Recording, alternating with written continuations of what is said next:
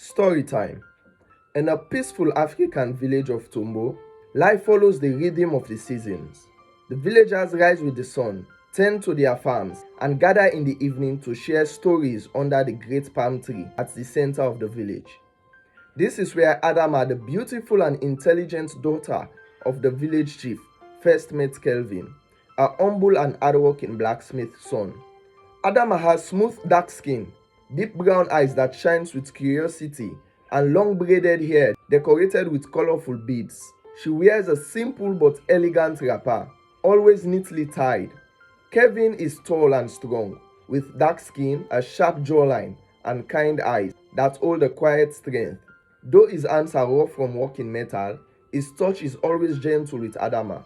From childhood, they played together under the palm tree, laughing and dreaming about the future. But as they grew older, their friendship turned into something deeper, something forbidden. Adama's father had already promised her hand in marriage to Chief Bakar, an old but wealthy man from the neighboring village. He had many wives. Adama was to be his youngest.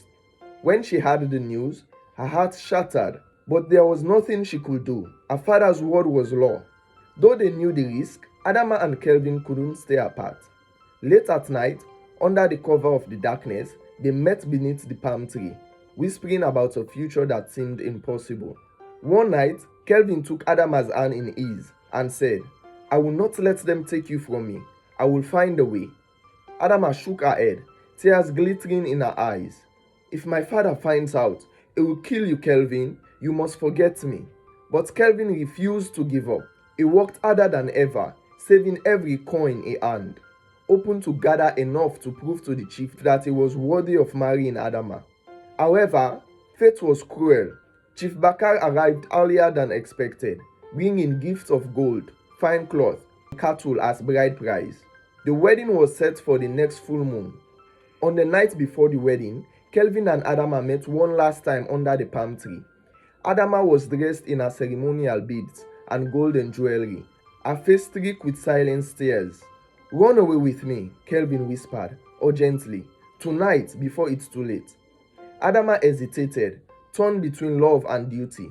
She knew that if she left, her family would be shamed and the village would hunt them down. But love is stronger than fear. As the moon climbed high, they made their way to the river, planning to escape to the distant village where no one knew them. Their hearts pounded as they reached the canoe Kelvin had prepared. Just as they were about to push off, a sharp voice cut through the night. "Adama! Kelvin!" They turned to see her father standing on the river bank, flanked by warriors carrying torches. Adama clutched Kelvin's hand tightly. "Run," she pleaded. But Kelvin stood his ground. "I love her, chief. Let her choose." Her father's eyes burned with anger. "A choice? She has no choice. She is mine to give away." Kelvin's fist clenched. "She's not a possession. She's a person." The chief raised the spear, ready to strike Kelvin down. But then something unexpected happened. Tears welled down his eyes. The warriors looked at each other in confusion. Their chief had never shown weakness before. After a long silence, he spoke, his voice heavy with pain. "Many years ago, I was like you, Kelvin. I loved a woman I could never have. But I was too afraid to fight for her. I lost her, and I have lived with the regret ever since." The chief exhaled deeply. "I will not make my daughter suffer as I did."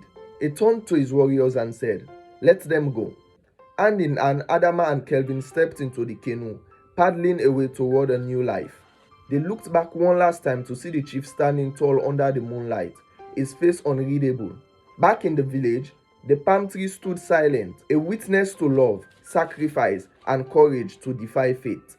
Years later, Adama and Kelvin returned, not as fugitives, but as married couple, bringing gifts of their own. The chief, now an old man, welcomed them with their baby. The end. Thank you for watching. If you love stories like this and would love to see more stories like this, please give me a follow, leave a like, and comment your thoughts on the story below.